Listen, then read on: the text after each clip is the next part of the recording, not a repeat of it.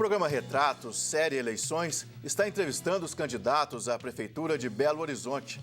Nosso objetivo com esta série é fazer com que você possa conhecer um pouco mais da história e a vida dos candidatos e ter mais informações para fazer uma escolha consciente. A ordem das entrevistas foi definida através de sorteio e a candidata desta semana será Vanessa Portugal, do Partido Socialista dos Trabalhadores Unificado, PSTU. Vanessa tem 42 anos, é natural de Boa Esperança, no sul de Minas, casada e formada em Biologia pelo UFMG. Trabalha como professora da Rede Municipal de Ensino de Belo Horizonte e de Betim, além de ser diretora do Sindicato dos Trabalhadores em Educação da Rede Municipal de Belo Horizonte.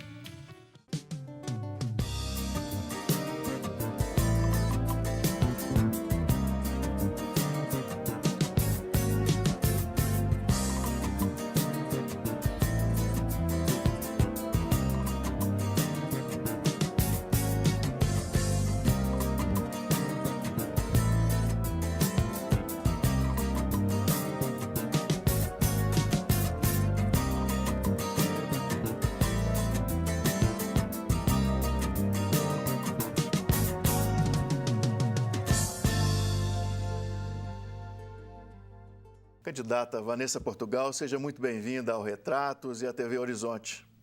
Eu agradeço o convite de vocês, é um prazer estar aqui mais uma vez na TV Horizonte. Vanessa, para quem não te conhece bem, você é natural de Boa Esperança, né, sul de Minas. Você veio para Belo Horizonte em que momento da sua vida? Eu vim para Belo Horizonte 16 para 17 anos, vim para estudar, para terminar o ensino médio e depois ingressei na faculdade. Você já veio para a capital já com pensamento, já tinha um curso definido, a profissão definida? Mais ou menos, né? Na época que eu fiz o segundo grau, a gente tinha que definir isso já no segundo ano do ensino médio. Então, eu vim já com uma ideia de fazer biologia, que era a área que eu gostava bastante. O que despertou em você assim, um interesse pela biologia? Não sei dizer o que me despertou desde o início, né? Eu sempre gostei muito da parte da ecologia, sempre gostei.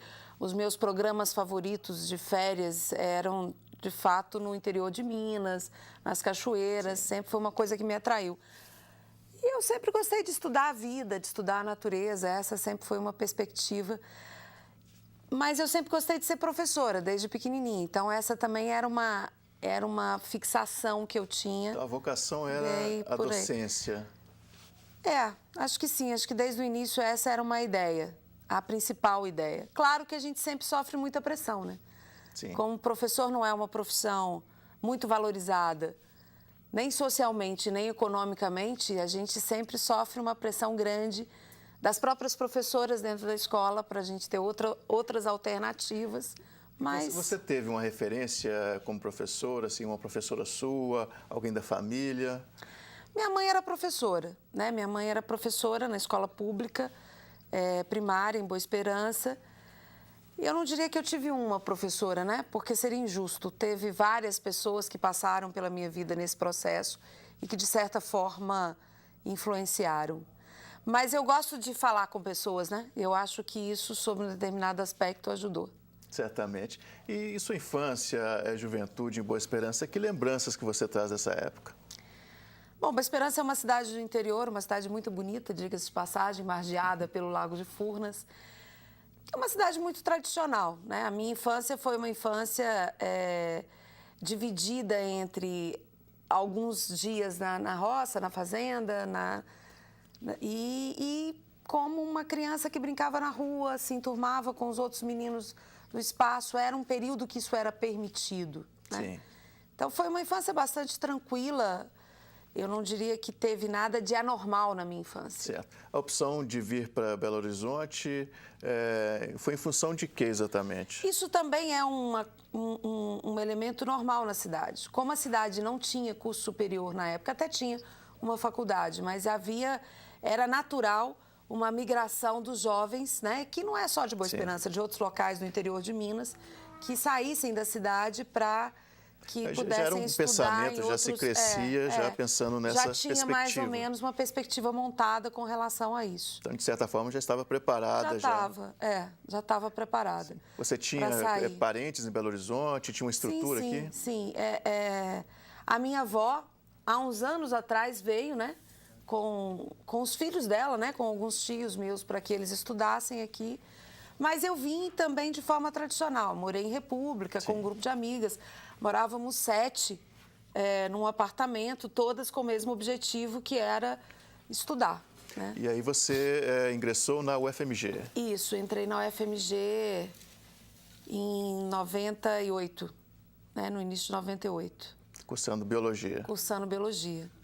E você já tinha, Vanessa, essa perspectiva política, de atuação política? Não.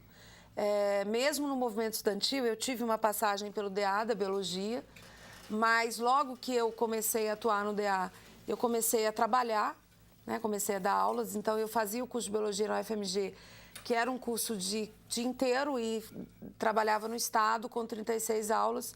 Então, a minha passagem pelo DA foi uma passagem muito dividida entre o estudo, a atuação e o trabalho. Eu fui, de fato, ingressar no movimento político já quando eu estava trabalhando como professora na Rede Municipal de Betim, em Belo Horizonte. E como que se deu esse primeiro momento, esse primeiro passo na política? É meio natural. Eu digo que um professor devia ter uma matéria, né? Mobilização para melhorar as condições de trabalho na faculdade, porque isso é meio inerente no Brasil. Quando a gente entra na escola, a gente entra com muito gás, né? Porque ser professor é algo que apaixona, né? A relação com os jovens, a relação com as crianças é um negócio que apaixona. O problema é que depois da paixão vem um choque de realidade muito duro, né? E quando a gente sai da faculdade e entra na sala de aula, a gente vê que a faculdade, de fato, não tem nada a ver com aquele espaço ali. E como você percebeu em você, especificamente, como você diz, esse choque de realidade? Então, é muito angustiante o querer e você vê que você tem aqueles alunos com muito potencial, a gente quer muito desenvolver, mas as condições de uma escola pública são absolutamente terríveis, né? As nossas condições de trabalho e as condições de vida dos alunos que estão na escola pública, né? Então, o desejo de não sair, de permanecer ali, de ser valorizada por isso e a sensação de que aqueles jovens têm o direito a uma educação de qualidade nos move, me moveu, pelo menos, para entrar no movimento, né? Teve um primeiro momento, teve vários momentos, né? Teve um momento tradicional de uma greve em que a gente se choca com a prefeitura, né? com a estrutura de poder que nega uma condição objetiva de trabalho, mas teve outros momentos também, grupos de estudos com outros professores para tentar elaborar um programa melhor. Mas que você possa colocar assim como marco da sua entrada na atividade política. Teve 2 momentos. Teve um primeiro momento em Betim, uma greve em 95 muito dura, o enfrentamento com o governo, onde a gente discutia a questão da carreira, mas o mais determinante foi uma greve em 96 em Belo Horizonte. Né? Foi a primeira vez que teve o corte do pagamento dos professores em greve.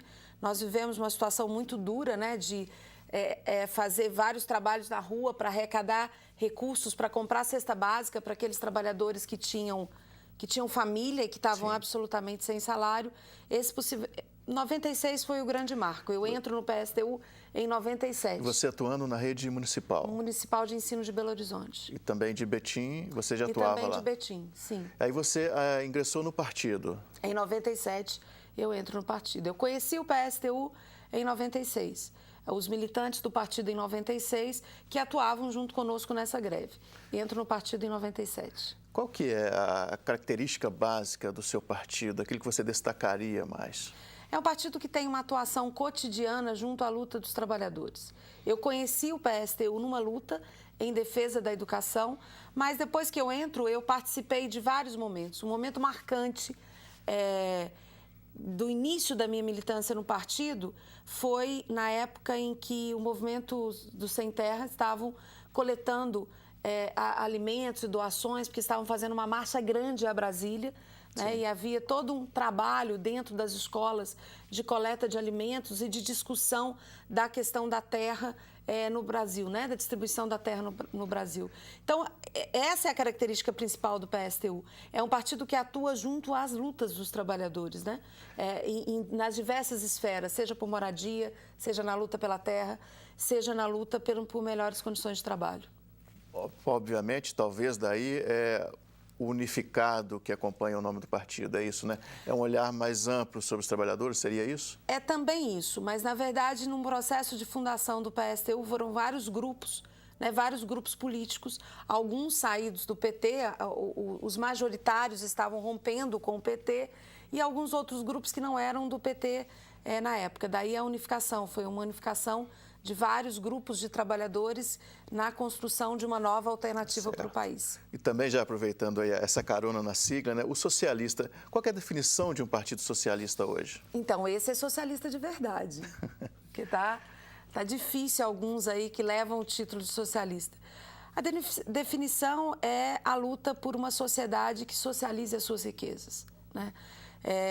A humanidade deu um grande salto, que foi a produção coletiva das riquezas. E, com isso, os trabalhadores que produzem riqueza suficiente para que a gente não viva um problema de escassez. Sim. Não há motivo para ter fome no mundo hoje, porque se produz alimento suficiente para todos. Não há motivo para que as pessoas não tenham onde morar ou que não tenham acesso aos elementos centrais da tecnologia. A produção de riquezas hoje é suficiente para que todo mundo tenha direito a ela. Falta socializar. Falta distribuir, falta que todos aqueles que participam da produção tenham direito a utilizar as riquezas produzidas pela humanidade. Esse é o sentido do socialismo. E no próximo bloco nós vamos ver qual que é a aplicação desses princípios do partido na vida pública, na vida política. E você pode nos ajudar a melhorar cada vez mais nossa programação, tornando-se um colaborador da campanha Faço Parte. Além de ajudar a manter os veículos de comunicação da Arquidiocese de Belo Horizonte, você estará colaborando para a construção da Catedral Cristo Rei e para as obras de revitalização do Santuário Nossa Senhora da Piedade. Ligue e faça parte deste projeto. Sua adesão é muito importante para nós. Vamos para um rápido intervalo, voltamos em instantes. Não saia daí.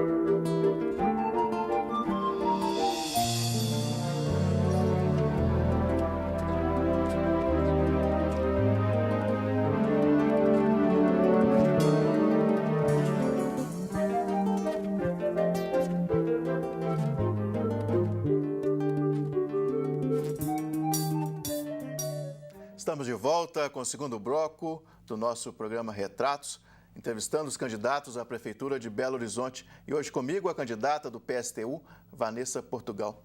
Vanessa, hoje em dia se discute muito o modelo capitalista, né? A forma com que as relações econômicas, financeiras, de trabalho no mundo inteiro hoje. Disse muito que tem que se avançar para um capitalismo consciente, outras formas de se rever isso. Você acha que caberia hoje, nesse aspecto macro, mais global, uma economia socialista? Eu acho que essa é a única saída para a humanidade. O cerne do capitalismo é a concentração e a produção, nem a produção de riquezas global, mas a concentração e a geração de cada vez mais lucro para os grandes capitalistas, para quem concentra o capital. Essa é a origem e a lógica do sistema capitalista. Não tem como humanizar o capitalismo. Porque para humanizar o capitalismo, você teria que destruir o seu princípio básico, que é concentração de riqueza. Mas você acredita, desculpa, só um parêntese, que o lucro possa ser usado pelo bem comum? Ter o sistema capitalista de produção e o lucro, a destinação do lucro ter um bem comum? No capitalismo, isso não é previsto, né? Você tem que ter a coletivização da propriedade, para que você possa, de fato, o lucro ser utilizado e distribuído para todos. Porque quem que determina o que é o bem comum? Não pode estar concentrado na mão de um e esse vai determinar o que seria o bem comum. Então, na verdade, essa é a grande discussão da sociedade que eu disse no bloco anterior. Quando você entra dentro de uma fábrica, quem produz a riqueza ou quem produz aquilo que a fábrica faz, uma fábrica de automóveis, é o conjunto dos trabalhadores daquela fábrica. Mas o lucro produzido por isso não é distribuído para o conjunto dos trabalhadores. E não acredito que se essa fábrica continua tendo um dono, que ele vá distribuir esse lucro. Certo. Trazendo para um ambiente mais próximo, a cidade. O que seria uma Belo Horizonte sob essa perspectiva socialista? É bom que se diga que não é possível implantar o socialismo em uma cidade. Essa é uma luta. Mas qual que seria esse passa modelo? Isso, vamos chegar lá. Essa é uma luta que passa por uma construção dos trabalhadores no país e no mundo. Mas, sobre uma perspectiva de um socialista, de fato, dirigindo a cidade. Belo Horizonte é uma cidade que tem hoje mais ou menos 6,5 bilhões de arrecadação de impostos. Quem paga esses impostos? Centralmente. As pessoas comuns, os trabalhadores que pagam um IPTU altíssimo. No último período, o IPTU em Belo Horizonte teve um aumento médio de mais de 100%. E são trabalhadores comuns que pagam o IPTU. As pequenas empresas, os pequenos comerciantes que pagam imposto altíssimo se comparado às grandes empresas, que em geral têm isenção fiscal, têm benefícios. Sim. Bom, e esse dinheiro, na hora que vai ser gasto pela prefeitura ou investido pela prefeitura, ele não vai para as áreas onde a população precisa. Então, nós temos, se nós pegarmos o levantamento das contas da prefeitura, com a pouca transparência que existe, os números que estão lá, e fizermos um estudo mais aprofundado, a gente percebe que quase 50% do que a prefeitura arrecada dos nossos impostos vai para a mão das empresas de terceirização. Vai para as mãos das empreiteiras, vai para pagar serviços da dívida e transferências para organizações não governamentais sem fins lucrativos. Bom, isso é muito mais do que vai para a saúde, do que vai para a educação, do que vai para programas de habitação, do que vai para os programas de transporte, que deveriam ser prioridades. Então, sobre um ponto de vista de um socialista, de fato, na prefeitura, o que nós deveríamos fazer? Pesar mais os impostos sobre quem lucra mais, porque é quem tem mais condição de pagar impostos para a cidade, e utilizar o recurso desses impostos para a população trabalhadora, que é a maioria que mais precisa, nos instrumentos públicos, na saúde, não em assistência social, mas nos instrumentos públicos que a população tem necessidade, na saúde, na educação, transporte, habitação. Vanessa, você, como socialista, hoje em dia há-se uma divisão entre o que é de direita, o que é esquerda e talvez também o que seja de centro. Mas o que é a esquerda, o seu partido é um partido de esquerda, sim, mas ele convive com outros partidos de esquerda. Como que o eleitor pode fazer uma distinção dos partidos que estão à esquerda? O que diferencia cada um deles, na verdade, em relação ao seu partido? O que é ser socialista, de fato, em relação aos outros? Olha, o PSTU, nós estamos aí a ter uma longa trajetória e com muita coerência. O PSTU, diferente de outros partidos que também se consideram de esquerda, tem uma coerência nacional. Nós não recebemos dinheiro dos grandes empresários, nós temos uma campanha, que é uma campanha financiada única e exclusivamente pelos trabalhadores, porque nós achamos que se a gente recebe dinheiro dos grandes empresários, das mineradoras, das grandes empresas, dos banqueiros, você fica atrelado a esses grandes empresários, Não é possível ter independência se você não tem uma independência financeira na campanha. Isso não é uma realidade de Belo Horizonte. Isso é uma realidade do país inteiro, diferente dos outros partidos que se postulam também de esquerda. A nossa linha de pensamento, o nosso conjunto de propostas, o programa que o PSTU defende em Belo Horizonte, não é defendido só em Belo Horizonte. É defendido em todas as cidades onde nós temos candidaturas. Porque nós temos uma coerência política da nossa trajetória. A gente não muda a depender de quem está levando a bandeira do partido, quem está falando em nome do partido. Eu falo em nome do partido porque eu acredito e tenho acordo com o conjunto das suas propostas. E outras pessoas que falam em nome do meu partido em outros locais vão estar dizendo a mesma coisa. Isso nos diferencia. Talvez essa seja a principal diferença mais visível dos outros partidos que também são de esquerda. Bom, certamente há uma coerência muito grande naquilo que você fala. Por outro lado, também, para governar no executivo, é necessário as alianças para que, né, o andamento normal do processo possa caminhar. Como que o PSTU faria essas alianças preservando esta coerência de discurso? Como que é feita as alianças hoje? As alianças hoje são feitas a partir das trocas na Câmara de Vereadores, trocas corruptas, diga-se de passagem, tanto é que nós vimos tantos escândalos pelo país afora, e alianças com as grandes empresas. E como que os trabalhadores são tratados? Com o poder da força e da polícia. Quando os estudantes saem da rua para exigir passe livre, quando um professor sai para a rua para exigir melhores condições na educação, são tratados com poder de polícia. Nós acreditamos na necessidade das alianças, mas com as alianças com a maioria da população, que é a população trabalhadora.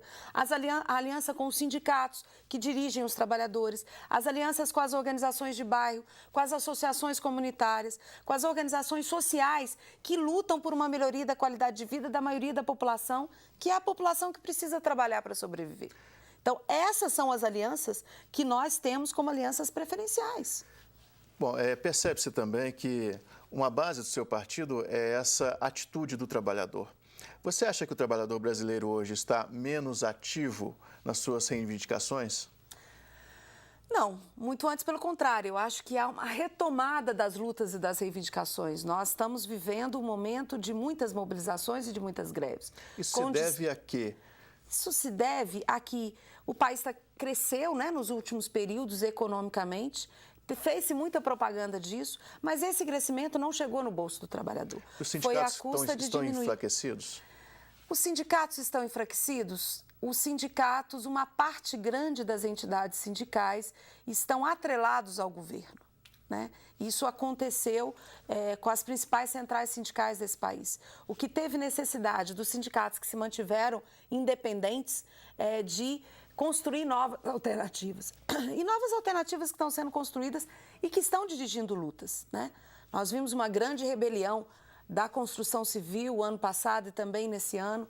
Então, estamos vivendo agora talvez a maior greve dos últimos tempos dos servidores públicos federais, uma greve histórica, que é uma luta por carreira, mas é mais do que isso, né? É uma luta para garantir a qualidade do serviço público. Então, apesar do atrelamento das entidades sindicais, a gente vê que os trabalhadores, eles se reorganizam e vão à luta. Você acha que a esquerda no país, ela é unida? Eu acho que nós vivemos um grande desvirtuamento de um setor da esquerda tradicional, do PT, das organizações sindicais em que ele tinha maior influência, como a CUT, que mudaram de lado, né? Se adaptaram ao jogo do grande capital e dos donos das grandes empresas. Mas a gente sim tem unidade com vários movimentos honestos que estão em diversas organizações para promover a luta na cidade. Vamos ter um grande exemplo de unidade. O 7 de setembro é um grande exemplo de unidade, o Grito dos Excluídos, que existe na cidade há alguns anos e que coloca vários setores do movimento social em marcha na cidade. Vanessa, bom, deixando até um pouco a perspectiva da condição socialista, mas falando de esquerda, né? E voltando ao tempo da Revolução Francesa, aqueles que estavam mais à esquerda, o que é ser de esquerda? Olha, o que nós definimos que é ser de esquerda? Ser de esquerda hoje é aqueles que né? É aqueles que lutam em prol dos trabalhadores e com uma perspectiva de mudança da sociedade, de mudança do sistema capitalista. É isso que nós acreditamos que é ser esquerda, aqueles que lutam de fato pela construção de uma sociedade que distribua a riqueza de uma sociedade socialista. Tá ótimo. Vamos para mais um intervalo e daqui a pouco tem mais retratos nas eleições 2012. Não saia daí.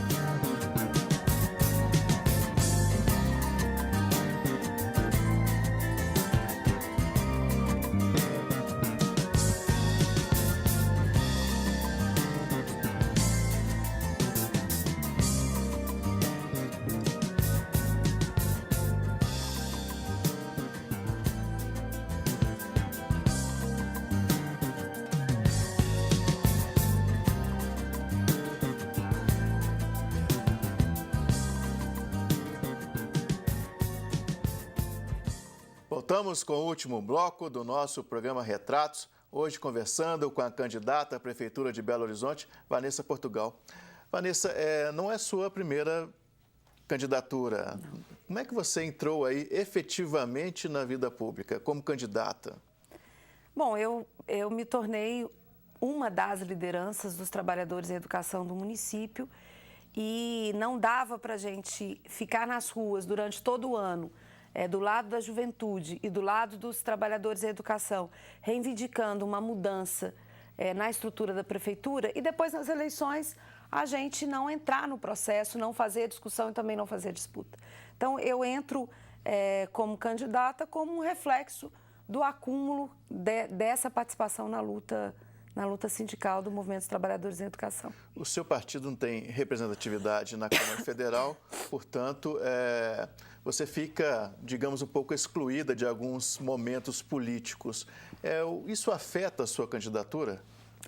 Um pouco é boa vontade, a gente fica muito excluída. É claro que afeta, né? Na verdade, nós temos um sistema político que é feito para manter quem já está no poder lá. Por isso, há um favorecimento de quem já tem cargos no poder, né? É claro que afeta, mas a gente tem conseguido romper algumas barreiras e chegar direto até os trabalhadores. Primeiro, contando com iniciativas como esta, né, que está tendo a TV Horizonte, que nos convida para participar dessa entrevista, o que nós agradecemos bastante, achamos uma iniciativa que deveria ser copiada por outras, porque, afinal de contas, nós estamos em terceiro lugar das pesquisas. Processo democrático. Exatamente, né? Mas a gente tem, através da nossa militância, que é uma militância muito ativa, da internet, de outros recursos, a gente tenta furar o bloqueio. Você está hoje, né, em terceiro lugar nas pesquisas. Qual que é a perspectiva que isso coloca você, sua candidatura e seu partido? Eu acho que isso é muito importante porque as pessoas veem no PSTU como, de fato, a melhor alternativa em relação aos candidatos tradicionais ou aos candidatos dos grandes partidos que têm as suas campanhas milionárias, né?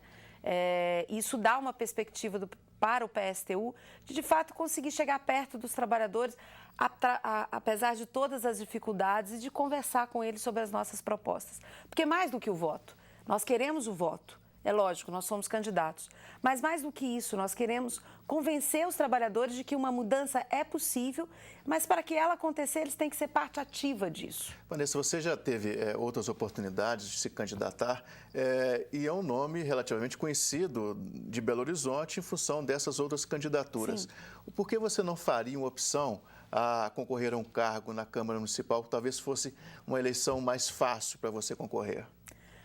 Pode ser que essa seja uma opção em outros momentos. Hoje, nós acreditamos que ainda era necessário fazer uma disputa da concepção da cidade como um todo, e não só de um cargo do parlamento. De qual é a alternativa de direção, de comando para a cidade de Belo Horizonte como um todo. Posso traduzir isso dizendo que a opção de vocês é levar uma discussão, uma alternativa, além da concorrência em si ao cargo público. Seria isso?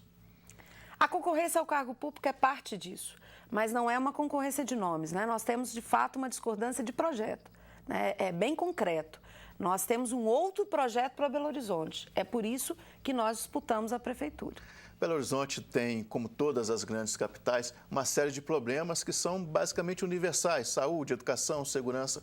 Educação especificamente, que é a área que você atua profissionalmente.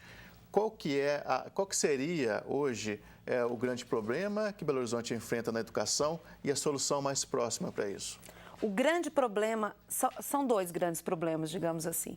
Um é a falta de vagas para as crianças de 0 a 6 anos e para os jovens na idade do ensino médio, porque também falta vagas para os jovens no ensino médio. E o segundo problema, mas não menos importante, é o problema das condições de trabalho para que haja qualidade na aula do professor. O professor hoje, do professor só não, do conjunto dos trabalhadores da educação, além de uma desvalorização que se reflete em baixíssimos salários, há também uma ausência de uma perspectiva de carreira, o que faz com que haja um desestímulo da permanência no serviço público e uma ausência de tempo para que o professor elabore as suas atividades. Isso é fundamental.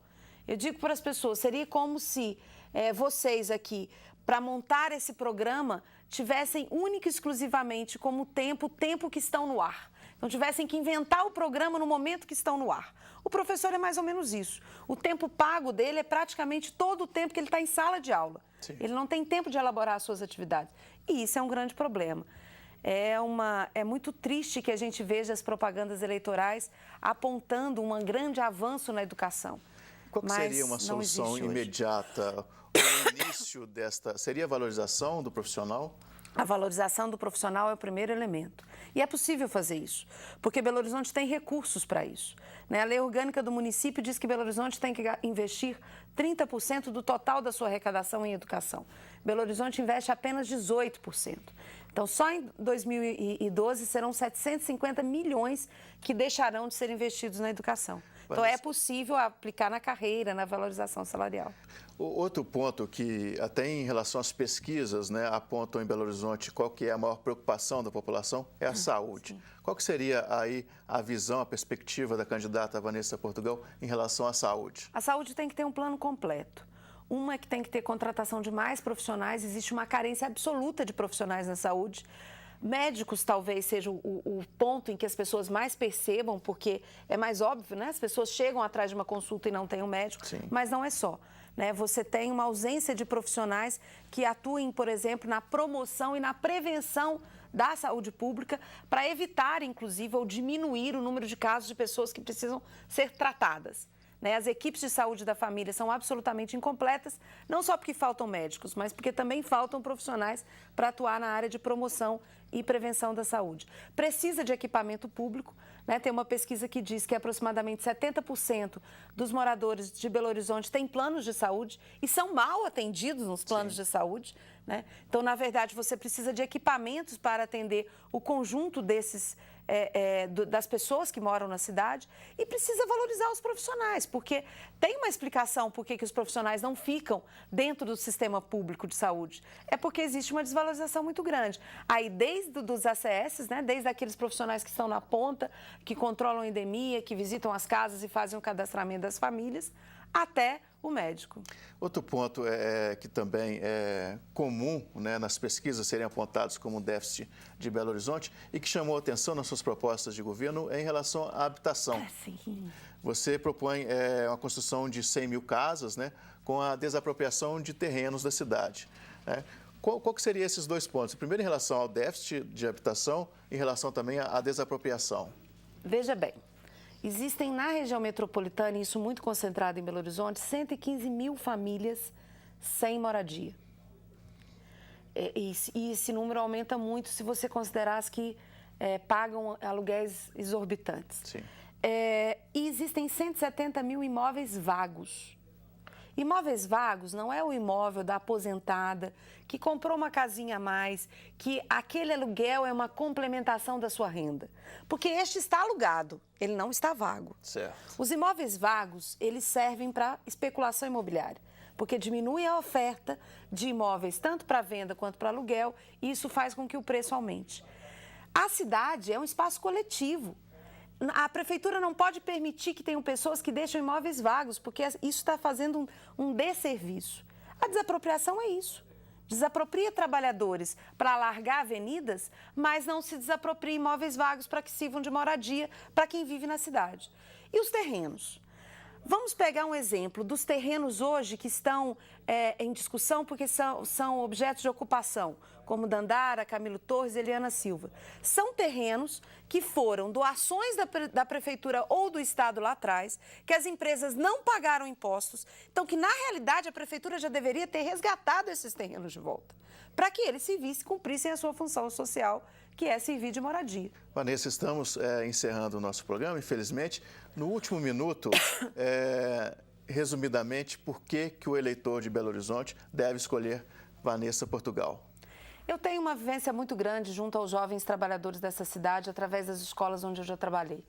Aliás, talvez este seja o principal elemento pelo qual eu tenha me movido para a vida pública. Eu quero fazer um chamado aos trabalhadores dessa cidade que apoiem a nossa candidatura, mas mais do que isso, que acreditem que é necessário e é possível uma mudança nessa cidade. Como eu disse em outros momentos, nós não vivemos numa cidade pobre, nós vivemos numa cidade rica. E quem faz essa cidade ser rica somos nós, trabalhadores de Belo Horizonte. Vamos transformar essa riqueza a favor de uma coletividade maior. Então, nós contamos com vocês nessa luta e nessa caminhada. Vanessa, muito obrigado pela sua presença aqui na TV Horizonte, na Rede Catedral, e boa sorte nas eleições. Eu que agradeço mais uma vez o convite. E o Retratos de hoje fica por aqui, mas você pode nos ajudar a fazer este programa enviando sugestões de entrevistados, críticas e comentários para o e-mail retratos@tvhorizonte.com.br. Também fique sabendo das novidades nos seguindo através do nosso Twitter e também pelo Facebook. Na próxima semana nós temos um encontro marcado aqui pela TV Horizonte, uma emissora da Catedral, Rede de Comunicação Católica. Até a próxima.